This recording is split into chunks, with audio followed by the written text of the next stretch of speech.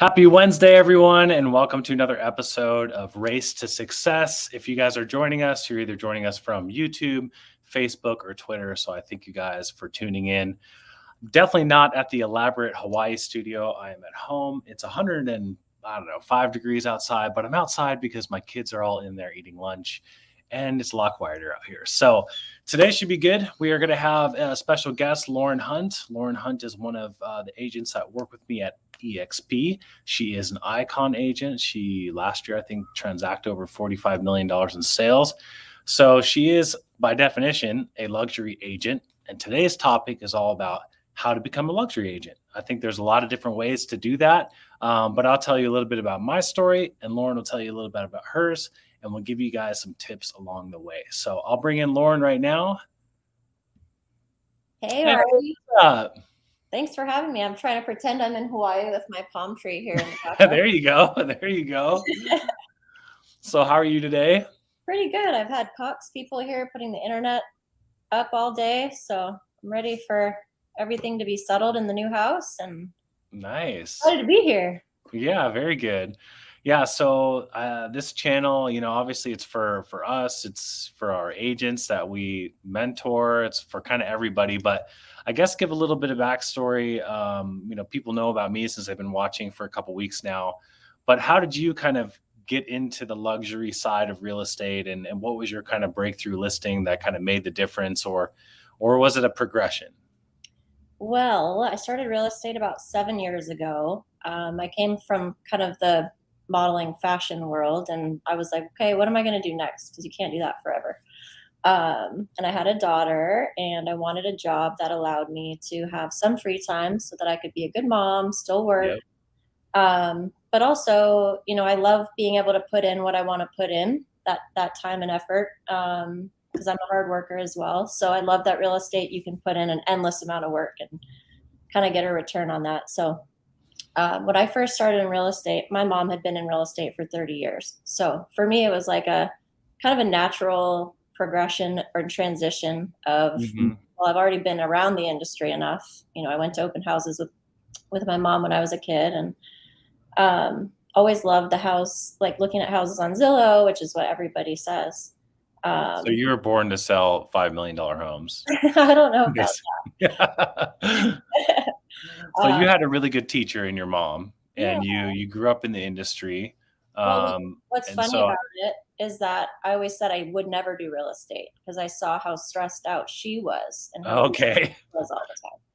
But, I think it is, the apple doesn't fall far from the tree, and I do really love it. So it was a natural kind of progression into that. But so take me back to like your first, $1 million plus listing. Like, how did that come about, and were you terrified, or? No, I wouldn't say that. I think I like to recommend that anybody trying to get into anything has a good mentor. And I was really fortunate to meet a guy that was top 1% in Arizona, and he was looking for somebody to help him, and knew that I was a hard worker and I was excited to learn. So back in that day, you kind of took an internship for free. I worked really hard for free for a while to kind of learn all the ropes, and he did luxury real estate. So for me, by the time that I had my first luxury listing on my own, I was confident because I had already been dealing with luxury real estate. He taught me everything I needed to know. I had a great team behind me of lenders, title company, marketing, everything. So when I walked into that first luxury listing appointment, I was ready. I was confident. I was excited. And I think that kind of breeds that energy in the people that you're talking to as well. So that brings up a good point to maybe either shadow a luxury agent, have a mentor that's in the luxury space, to kind of learn from them. We have a mentor program at EXP that actually places you with an agent when you sign on. And I think that's a really invaluable thing that new agents can do. I think it's best to shadow someone and to learn from somebody like yourself. And I think that everyone on our team always leans on, either if you're available, then they lean on you. If I'm available, they lean on me. And I think that's, once you've kind of been through all the different transactions, and believe me, I'm still learning. I still get caught up in some crazy transaction where I'm like, how did I get here? I feel like everyone is a little bit different, and every transaction you kind of get through and get to the finish line, you feel like, okay, now I've learned a little bit more.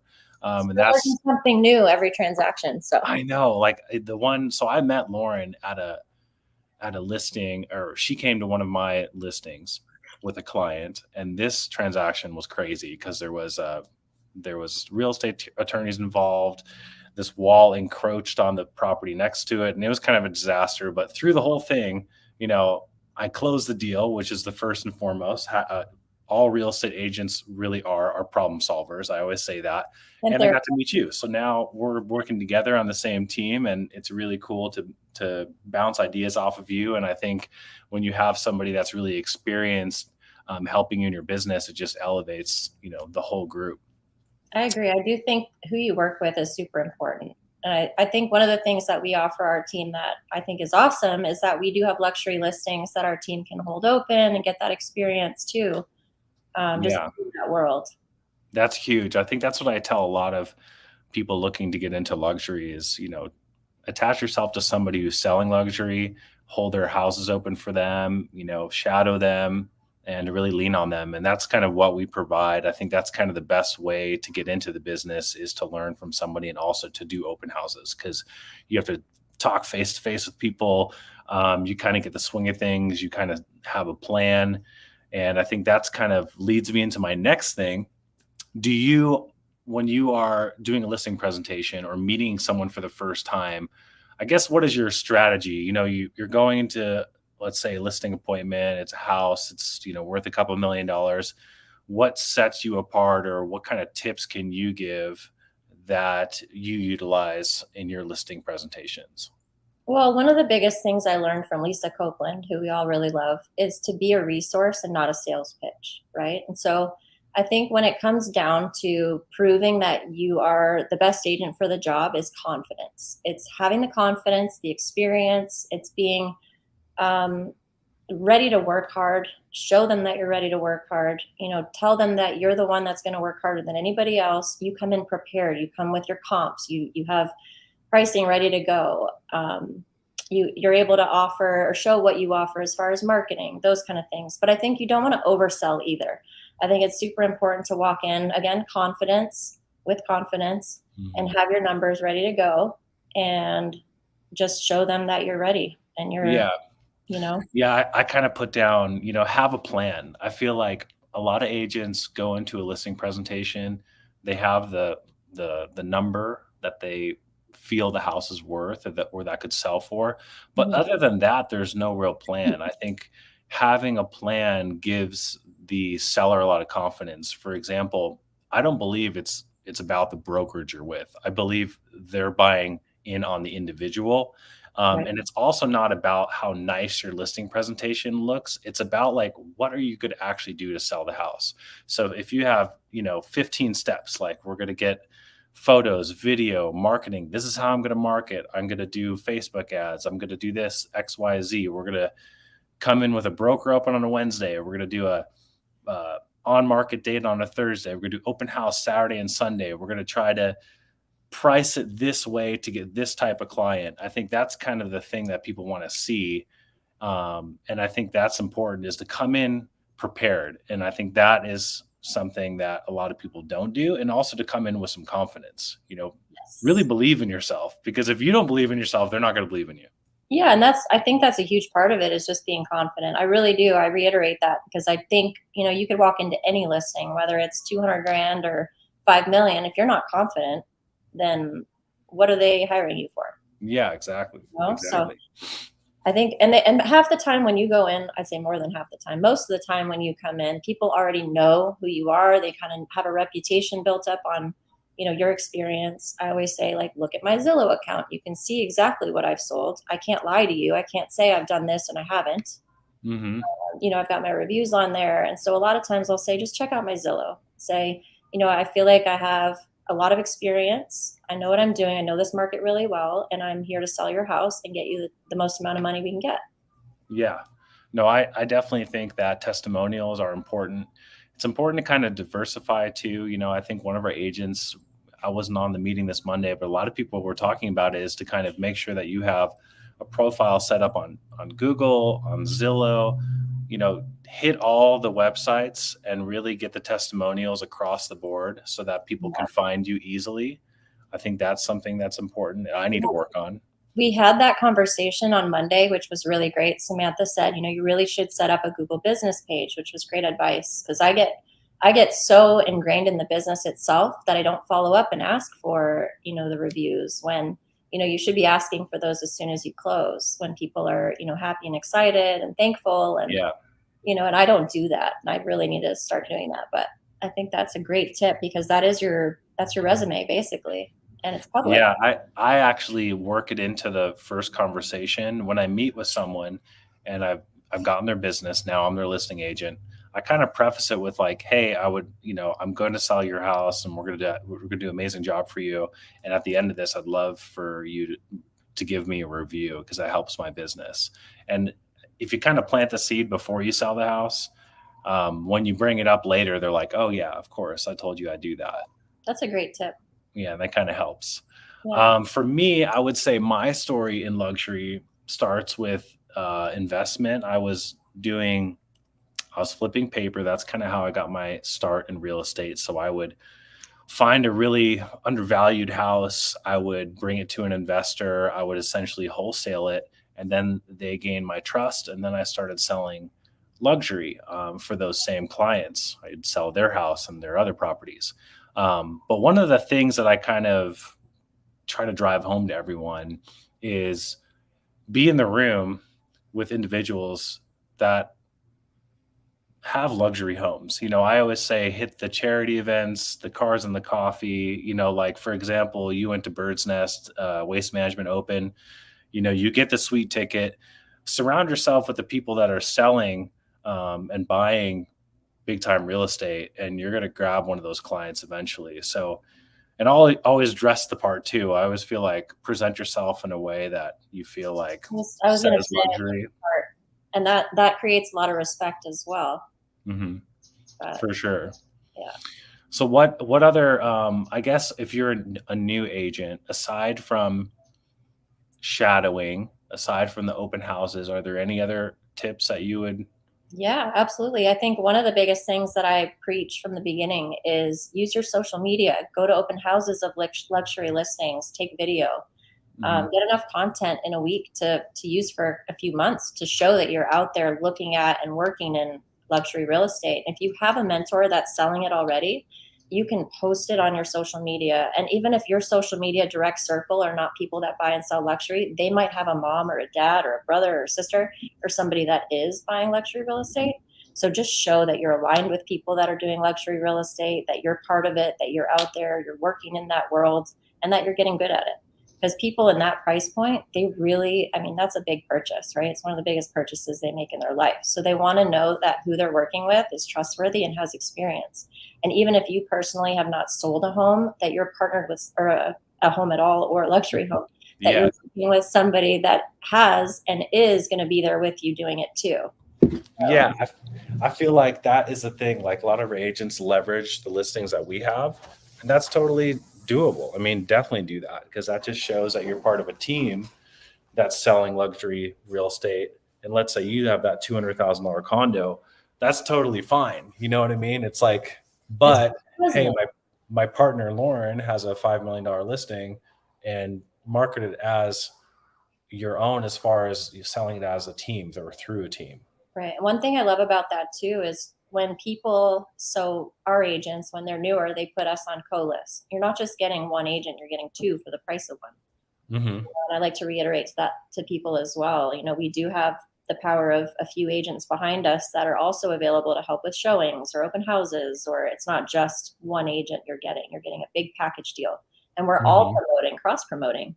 We're reposting each other's postings. We're reposting each other's sales. We're allowed to use each other's sales to kind of show our business, being aligned with people that are doing more business. So I think that's I think that is a huge asset to being part of a group, just because you can do that cross promotion, and especially if you don't have a lot of listings yourself, you can leverage that. And in a listing presentation too, like for example, I went to one earlier this week and it was all about obviously what I can do for that client, but it was also saying we have, an open house specialist, we have a really great photographer, and sort of like putting everything into a package, and also promoting the team, saying like, we're going to do all the showings.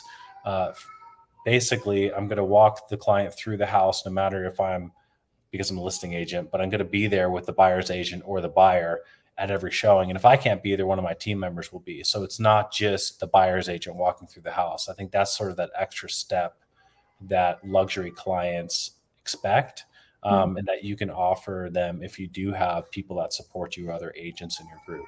Right. I think it's important to be dynamic and multifaceted and wear many hats. And, we've all been therapists. We've all been house cleaners. Like I've literally cleaned people's houses before to get that listing ready. If the cleaning ladies didn't show up or people didn't come and organize for photos, I mean, we do it all. And I think it's important to be willing to do it all.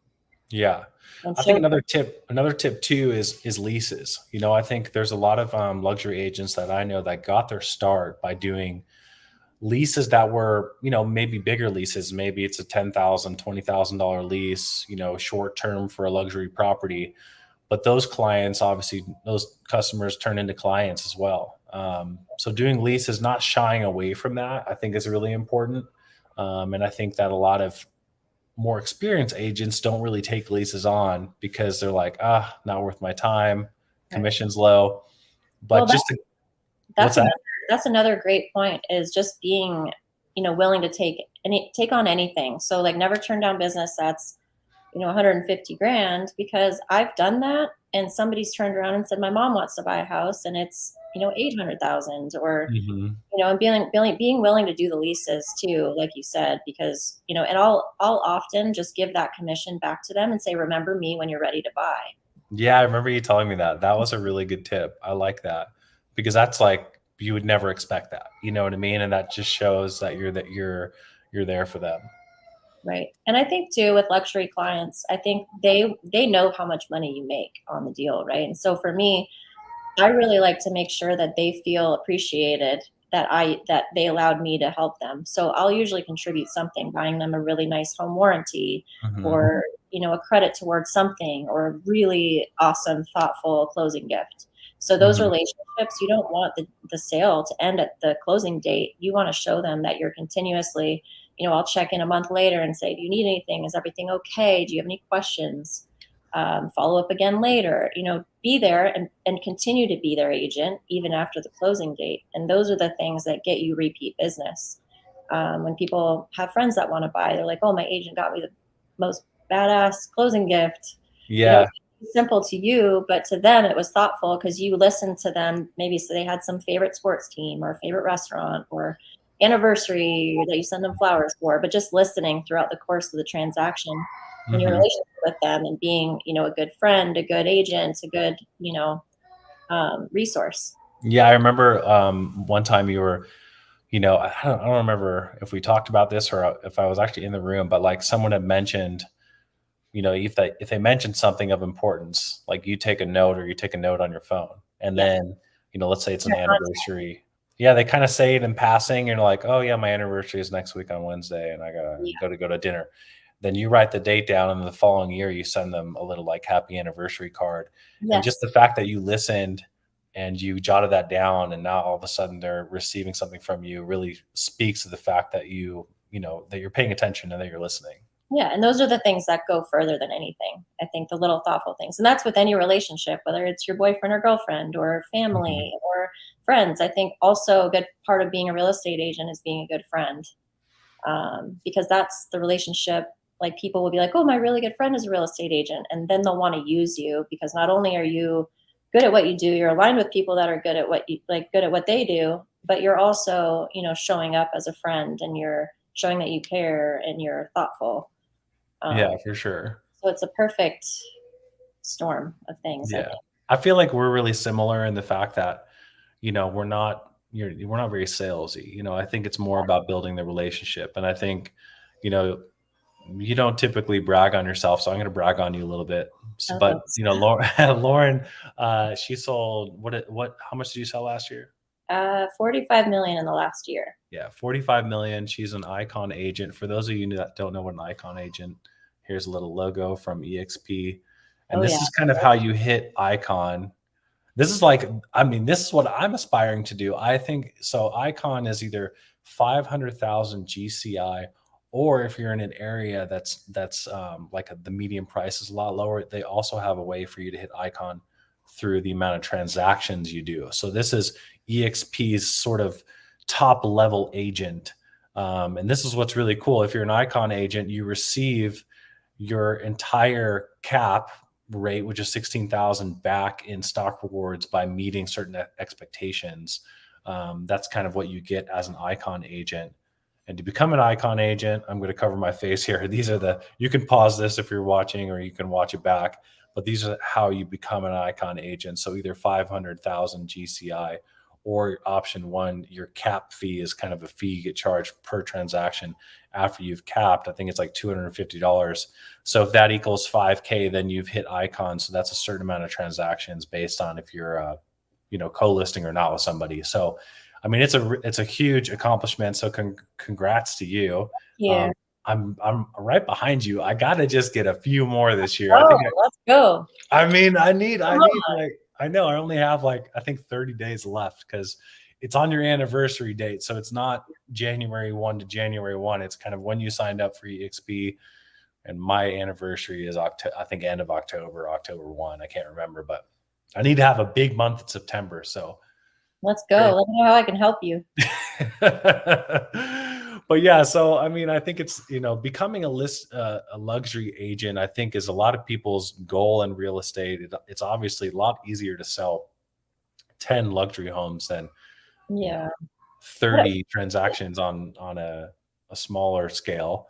But every transaction counts. I mean, it doesn't even matter the price, because you're getting the experience in the beginning, right? So right, you gotta build up that number of sales to get into luxury and for people to trust you. Because even if you've sold only homes under 500,000, if you've sold 30 of them, your experience is amazing.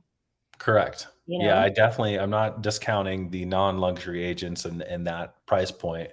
I will say this though, in dealing with both, because I kind of sell everything. I'll sell an $80,000 piece of land to a $7 million home in Silverleaf. But I think the biggest thing for me that I've found is the luxury clients are usually a lot easier to deal with. I don't want to knock on my clients that are watching this, but typically a luxury client understands, they don't micromanage as much. They're not about the small things. They trust you, I feel like, more to be able to provide a service and to lean on you. And the transactions are usually cash, and they're usually a lot easier. Have you found that? I'd say, yeah, to some degree. Yeah. Maybe I'm lucky. I think you are. So I've been a therapist to everybody, so I'm not sure. I can't really, but yes, I'd say the cash deals typically end up being higher price points, and those deals end up being the easiest because you're not dealing with appraisals and, and usually those people buying cash don't care about the inspections as much. So in that regard, absolutely. You're right. I do agree with that. Yeah. I'm not saying people that buy expensive homes are easier to deal with. Definitely cash buyers are, for sure. I feel like every person's different, but I'm just saying that, as a whole, the luxury transactions seem to run a little smoother on my end as far as paperwork, XYZ, as far as like getting it to the finish line. Inspection, that's a big one. Yes. But yeah, I mean, I guess to wrap this up, to kind of circle back, luxury agent, it's just about the details. I would say it's about the experience, and it's about really being prepared. I think those are the things that you can kind of take away from this conversation, and having a good team behind you. So if you guys are interested in joining our team, we're over at EXP. We have an amazing group. I can't really consider it a team because we're all individual agents. We just kind of work as a group in our downline support system. Yeah. Are you hearing my children in the background now? That's awesome. I was bright red. I was like, it's 110 degrees out here. I got to go inside.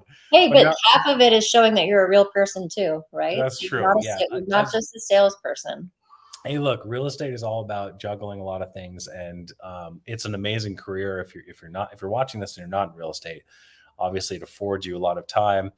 Sometimes it's really busy. You're answering emails at 10 o'clock at night and pushing through offers, into the early morning. But I say, as a whole, you have a lot of freedom with your time. I spend a lot of time at home with my kids. I do love that side of the business, to where I can sort of shut off for a couple hours and hang out with them. Well, and But having our group too, it helps with showings and not having to be out in the field as much as well. Because I have a little one too, and that's been super helpful when she's been homesick with me and I can't get to a showing. mhm. Being able to put it in the chat and say, "Hey, can anybody help me out today? I'll pay you $100." And then people are so excited to help. Yeah, Maybe we $100. yeah. To give everyone watching a little bit of context, we have a group here. We have a nationwide group, but we also have a group here in Arizona that's pretty tight. We meet every Thursday in person here. Our group all over the country. We have agents in Florida, Texas, California, Arkansas, and so basically those agents all lean on us through the WhatsApp chain. We're in communication constantly. It's like a really cool collaborative effort, because we're all sort of aiming towards the goal of getting more clients and getting more business. But at the same time, we have all this education. I'm here Wednesdays for you guys, a different topic every week. We have Haas Pratt, who wrote The Listing Boss. We have Lisa Copeland, this bigger than life agent out of Texas. She's, her and Lauren are really good friends. We have Tarek El Musa, who is obviously the star of Flip or Flop and Flipping 101. So he's like got his own education. But our team is amazing, because we have, I would say, the coolest upline. We're all involved in each other's business as far as helping each other grow. And it's just one of those things where I never had that at Remax. You never had it at Russ Lyon. Where else were you before this? Berkshire Hathaway. Berkshire Hathaway. Yeah. So, there's these big name brokerages that are a little bit antiquated as far as how they do business. This is all cloud based through EXP, and honestly, we just crush it. It's And like it's collaborative instead of competitive. Like, you really want everybody to win instead of being like, "Oh, you did 10, I'm going to do 15," and trying to keep others down so you can do better. yeah. Love the So collaboration. I have a couple questions. So I have a friend of mine looking to sell her home. Can you help her with that? Oh, there we go. Yes, I will reach out to you after this. Lynn, thank you very much. There's your icon, Ari. There we go. Icon, baby. A lot of highs.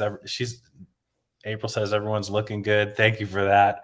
So Facebook, it was really active on here. YouTube, usually we have a little bit of a lag in comments, but thank you guys for watching on all platforms. I'm going to be here every Wednesday at 12 p.m. Pacific. If there is a topic that you guys would love to learn more about, put it in the chat. And I will be sure to share more information next week. But thank you so much, Lauren, for coming on with me and hanging out with me and chatting luxury real estate. Yeah, I'll And see you tomorrow for an Aperol Spritz. yes, exactly. Okay, on me this time. All right, guys, take it easy and have a good week, and see you here next week. Have a great week, everybody. Bye, Lauren. See ya. Bye.